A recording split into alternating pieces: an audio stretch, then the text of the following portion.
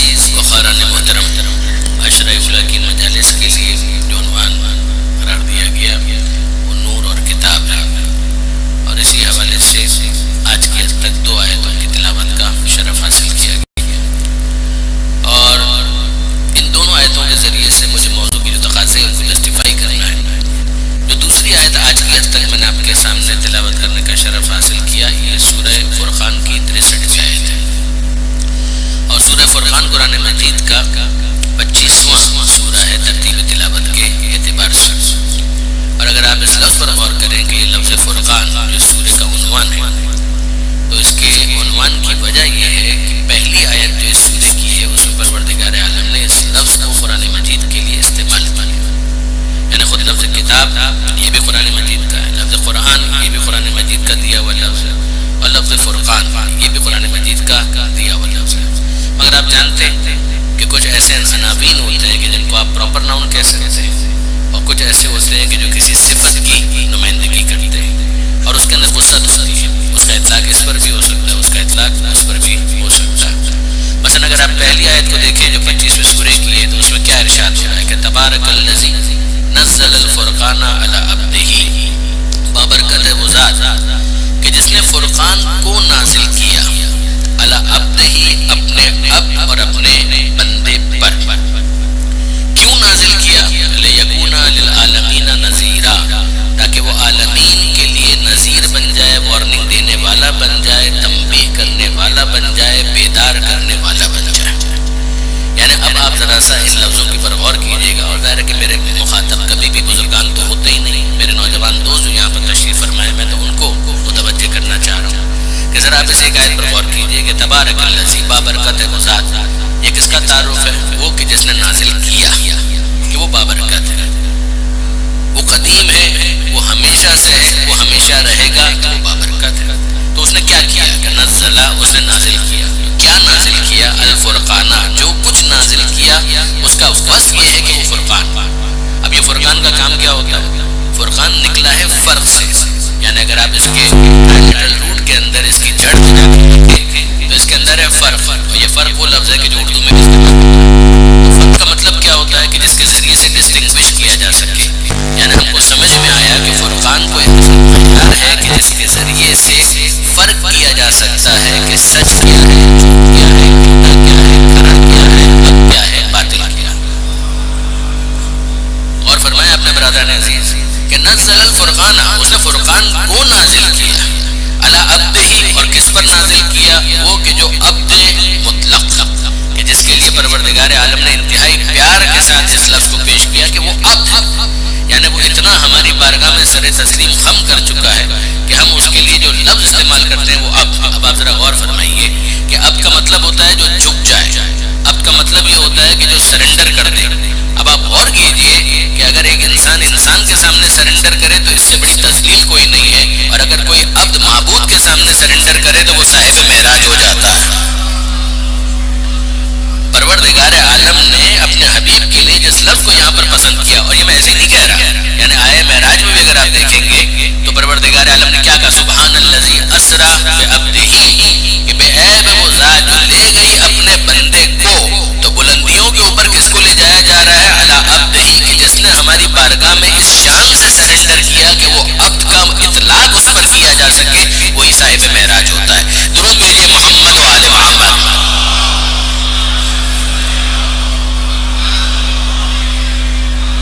اور دیکھیے برادران عزیز، یہ عجیب بات ہے کہ پروردگار عالم اپنے حبیب کا تعارف کروائے عبدیت کے عنوان سے۔ تشہد کے اندر بھی ہم گواہی کیا دیتے ہیں؟ وَأَشْهَدُ أَنَّ مُحَمَّدًا عَبْدُهُ وَرَسُولُهُ، کہ میں گواہی دیتا ہوں اس بات کی کہ محمد ان کے عبد ہے۔ تو عبدیت کا اعلان پہلے ہے، رسالت کا اعلان بعد میں ہے، کہ وہ ایسا عبد مطلق کہ پروردگار عالم لفظ عبد کو علی الاطلاق استعمال کرتا ہے اپنے حبیب کے لیے۔ تو تبارک الذی نزل الفرقان علی عبدہ، ہم کو سمجھ میں آیا ایک ہے نازل کرنے والا، ایک مانیت ہے۔ ذرا غور کیجئے کہ انسان کو پیاس لگتی ہے تو وہ پانی پیتا ہے پیاس بجھانے کے لیے۔ اب مجھے بتائیے کہ پانی نے پیاس بجھانے سے پہلے سوال کیا کہ جس کی پیاس بجھائی جا رہی ہے وہ کافر ہے، مسلمان ہے، ہندو ہے، کون ہے؟ پانی تو صرف اتنا دیکھتا ہے کہ اگر پیاسا ہے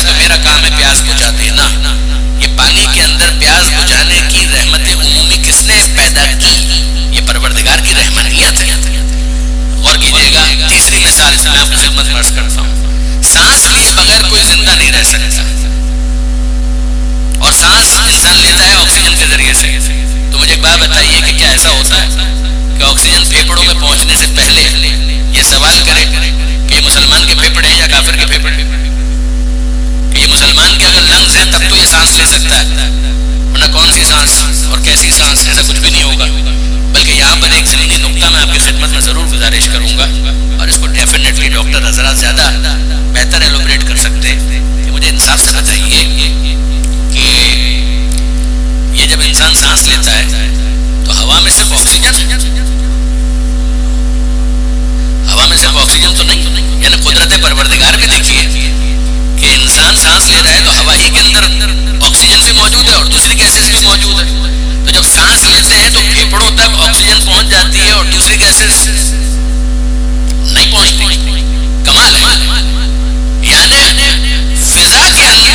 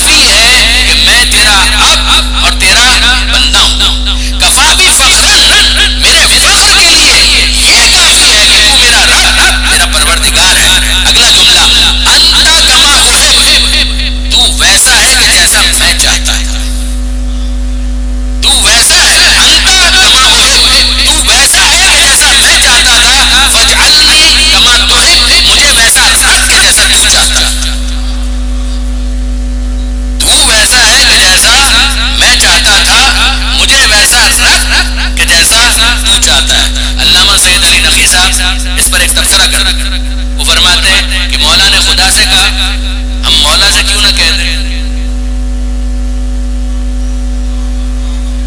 مولا نے خدا سے کہا تو ہم مولا کو مخاطب کر کے اسی لطیف اور قافیے میں کیوں نہ کہہ دیں؟ مولا نے کہا تو ویسا تھا کہ جیسا میں چاہتا، مجھے ویسا رکھ کہ جیسا تو چاہتا. ہم مولا کو مخاطب کر کے کیوں نہ کہہ دیں اے مولا ہم نے آپ کو ویسا مولا پایا جیسا ایک ماننے والا چاہ سکتا تھا، ہمیں ویسا ماننے والا بنا دیجئے کہ جیسا آپ چاہتے ہیں.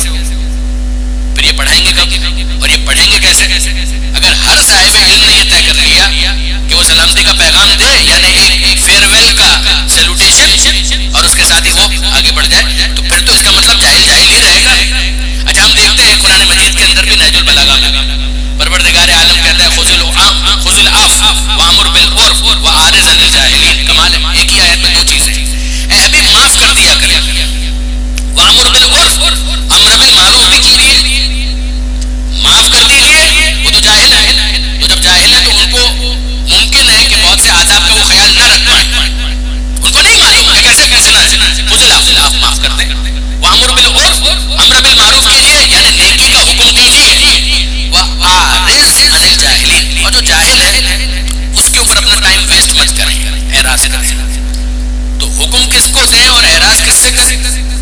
کہ جاہل سے اعراض کرے اور حکم دے نیکی کا. تو اگر اس کو حکم نیکی کا معلوم ہوتا تو دینے کا مطلب کیا تھا؟ تو ایک ہی آیت کے اندر دو حکم ہیں, سکھائیں بھی اور جاہل سے اعراض بھی کریں. یہاں پر یہ حکم آ گیا. اب سنیے, نہج البلاغہ کو اگر آپ کھولیں گے تو پہلا حصہ مولا کا خطبات, دوسرا حصہ مکتوبات, تیسرا حصہ کلمات خصال ون لائنر. اس کے بالکل اینڈ پر آپ چلے جائیے پیچھے سے, تو آپ کو یہ جملہ ڈھونڈنے میں زحمت نہیں ہوگی. جو انصاف کی بات یہ ہے کہ پڑھتے ہوئے کبھی کبھی کانپ جانا چاہیے, رونگٹے کھڑے. یعنی ہر صاحب علم کے ساتھ یہ ہونا چاہیے کہ مولا یہ فرماتے ہیں, ذرا جملہ سنیے گا, خدا نے جاہل سے سیکھنے کا وعدہ بعد میں لیا ہے, عالم سے سکھانے کا وعدہ پہلے لیا ہے. خدا نے جاہل سے سیکھنے کا وعدہ بعد میں لیا ہے, عالم سے سکھانے کا وعدہ پہلے لیا ہے. اس وقت تک جاہل سے سیکھنے کا وعدہ نہیں لیا جب تک عالم سے سکھانے کا وعدہ نہیں لیا. تو عالم کی ذمہ داری پہلے ہے تو وہ سکھائے گا, اور جاہل جب آئے گا تو وہ سیکھے گا. مگر یہاں تو ہو یہ رہا ہے کہ اگر وہ آئے سلامتی کا پیغام دے کر آگے بڑھ جاؤ. ریکنسائل کیسے کریں گے اس حکم کو اس حکم کے ساتھ؟ ریکنسائل کیسے کریں؟ دیکھیے برادران عزیز, اب میں یونیورسٹی میں جب یہ اکنامکس وغیرہ پڑھ رہا تھا, مجھے اچھی طریقے سے یاد ہے, تو ایک کانسیپٹ سمجھایا جاتا ہے اپارچونٹی کاسٹ. اور آپ میں سے بھی جو احباب ظاہر اس فن کے ہیں وہ جانتے ہیں اپارچونٹی کاسٹ کا کانسیپٹ تو بہت واضح ہے کہ بھئی ایک کاسٹ ہوتی ہے جس کو مال کی صورت میں آپ ادا کرتے ہیں کہ بھئی یہ چاہیے تو یہ پیسہ دیجیے اور خرید لیجیے. ایک اپارچونٹی کاسٹ بھی تو ہے کہ اگر آپ کوئی کام کر رہے ہیں تو جب تک وہ کام کر رہے ہیں تو دوسرا کام تو نہیں کر پائیں گے. یہ اپارچونٹی کاسٹ ہے کہ اگر ایک جگہ نوکری کر رہے ہیں تو دوسری جگہ نوکری نہیں کر پا رہے. ایک کاروبار کر پا رہے ہیں تو جتنا وقت اس کاروبار کو دے رہے ہیں اتنا وقت آپ دوسرے کاروبار کو نہیں دے پائیں گے. یہ ہے اپارچونٹی کاسٹ. تو انسان کے پاس ریسورسز اسکیئرس, کم ریسورسز ہیں, اس کے پاس جتنے ریسورسز ہیں وہ لمیٹڈ ہے. زندگی انلمیٹڈ نہیں ہے, زندگی بھی محدود ہے. اور جو رحمان کے بندے ہیں وہ اس بات کو بہت اچھی طرح سے جانتے ہیں کہ ان کے پاس مختصر زندگی ہے, کام زیادہ کرنے ہیں. تو جاہل کو سکھانے میں ان کی طرف سے کوتاہی نہیں ہے. مگر یاد رکھیے برادران عزیز کہ جاہل کی بھی قسمیں. ایک جاہل وہ ہے جو اپنے جہل پر مطلع ہے اور وہ سیکھنا چاہتا ہے, اور ایک جاہل وہ ہے کہ جاہل ہونے کے باوجود خود کو علامہ دہر سمجھتا ہے. آپ مجھے بتائیے کہ جو اپنے آپ کو جاہل سمجھ ہی نہیں رہا اس کو کیسے سکھایا جائے, اس کو کیسے بتایا جائے, جبکہ دوسرے ایسے افراد موجود ہیں کہ جو سیکھنے کے لیے تیار ہیں. تو عالم اب یہی کرے گا اگر وہ رحمان کا بندہ ہے کہ جب ایسے بزوم خود علامہ دہر سامنے آ جائیں تو ان کو کہیں کہ تم سلامت رہو, ہمیں اپنا کام کرنے دو. دوسرے لفظوں میں آپ کی خدمت میں عرض کروں کہ مجھے انصاف سے بتائیے کہ اگر ایک شخص ہے وہ مریض ہے اور اپنے مرض کو مرض مان رہا ہے, اس کا تو آپ علاج کر سکتے ہیں. آپ اس کو کہیں گے بھائی یہ گولیاں کھاؤ تمہاری طبیعت ٹھیک ہو جائے گی. مگر مجھے بتائیے کہ اگر ایک مریض ہے وہ اپنے مرض کو مرض ہی نہیں مان رہا, وہ اپنے آپ کو بیمار ہی نہیں سمجھ رہا, اور ڈاکٹر خود بھی اگر اس کے پاس آ جائے اور وہ کہے کہ یہ گولیاں کھاؤ تو تم صحیح ہو جاؤ گے, اور وہ کہے کہ آپ مجھے گولیاں کھلا نہیں رہے, آپ مجھے گولیاں دے رہے ہیں, اب آپ مجھے بتائیے وہ ڈاکٹر کیا کرے, وہ کس طرح سے اس کا علاج کرے. اب میں لفظوں کو تبدیل کرتا ہوں.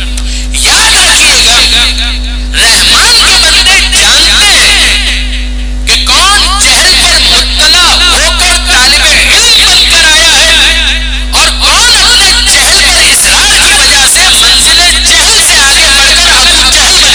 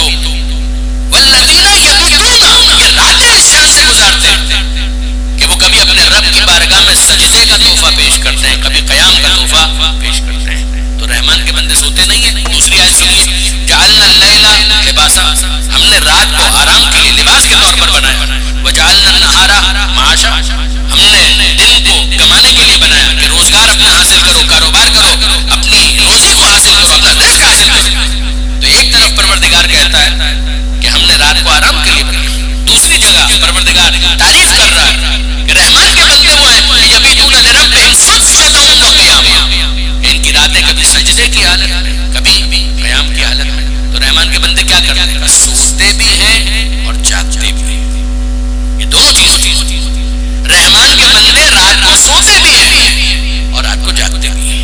ان کا طریقہ کار یہ ہوتا ہے کہ وہ رات کا ایک حصہ آرام کے لیے رکھتے ہیں اور ایک حصہ عبادت کے لیے رکھتے ہیں. سورہ مزمل 73واں سورہ قرآن مجید کا.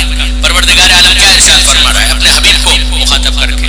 یا ایھا المزمل، سنیے، قم اللیل الا قلیلا، اے چادر کے اوڑھنے والے، راتوں کو قیام کیجئے مگر تھوڑا آرام بھی کیجئے. دیکھیے برادران عزیز، بالکل اسی انداز میں سورہ آپ کو 74واں سورہ، یہ 73واں سورہ سورہ مزمل، اور بالکل اس سے ملتا جلتا انداز ابتدا میں یا ایھا المدثر، اے کمبل کے اوڑھنے والے. ہمارے استاد مرحوم جناب علامہ طالب جوہری صاحب وہ فرمایا کرتے تھے، مجلس میں بھی انہوں نے کہا اور درس میں بھی سمجھایا تھا ایک مرتبہ، مزمل کا چادر کے اوڑھنے والے، مدثر کمبل کے اوڑھنے والے. تو آپ مجھے بتائیے کہ یہ چادر کے اوڑھنے والے، کمبل کے اوڑھنے والے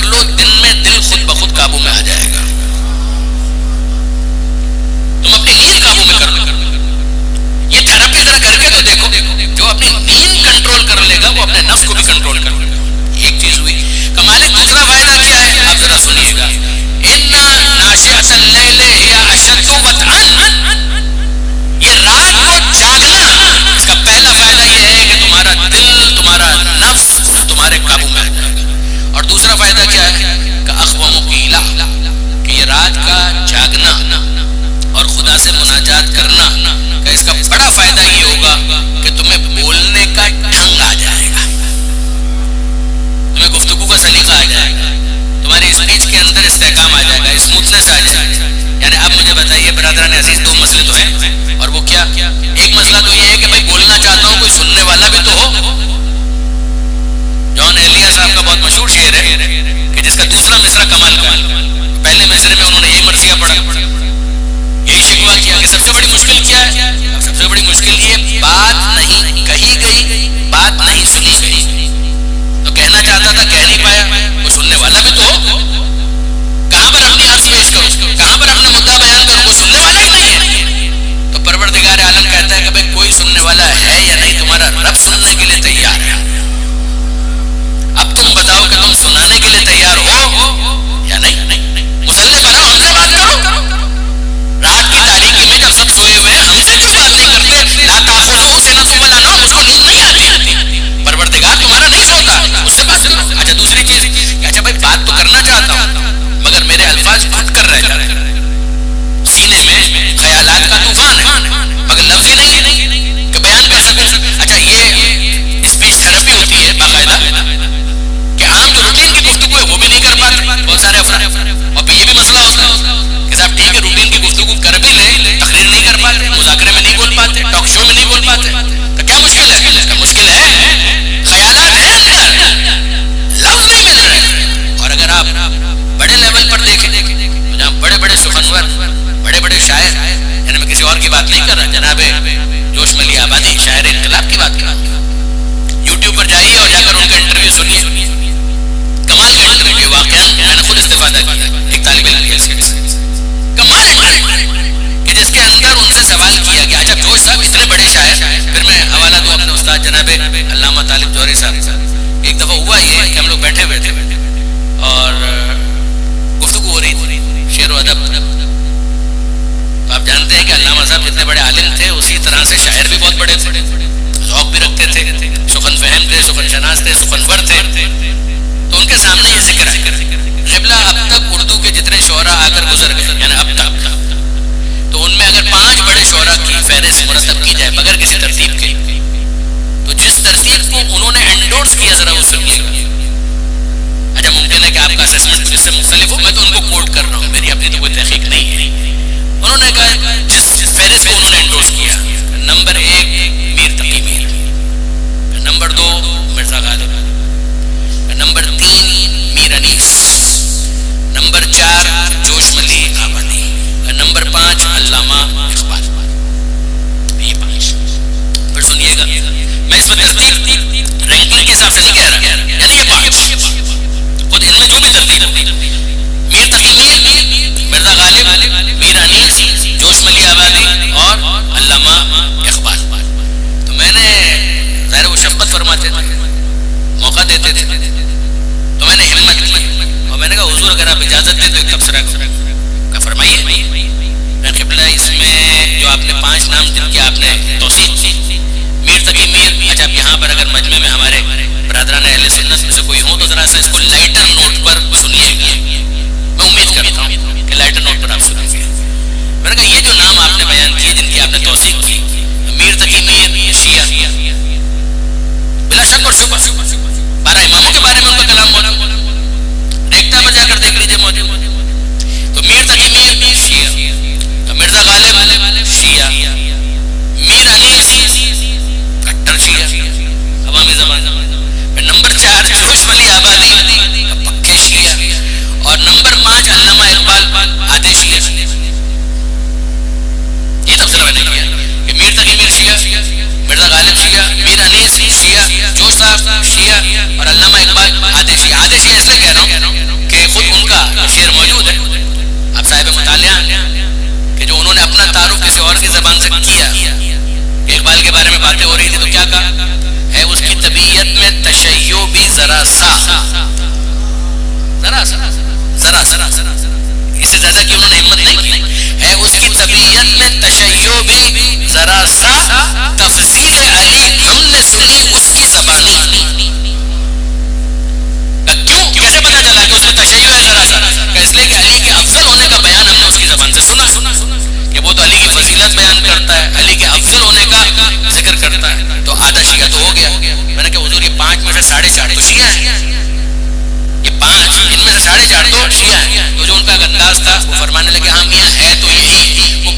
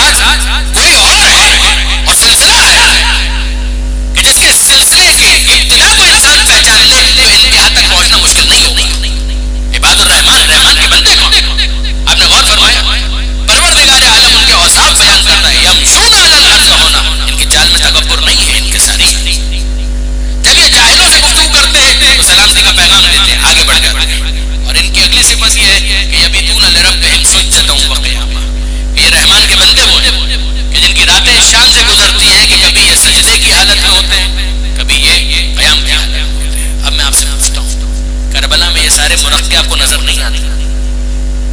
کربلا اور مقدمہ کربلا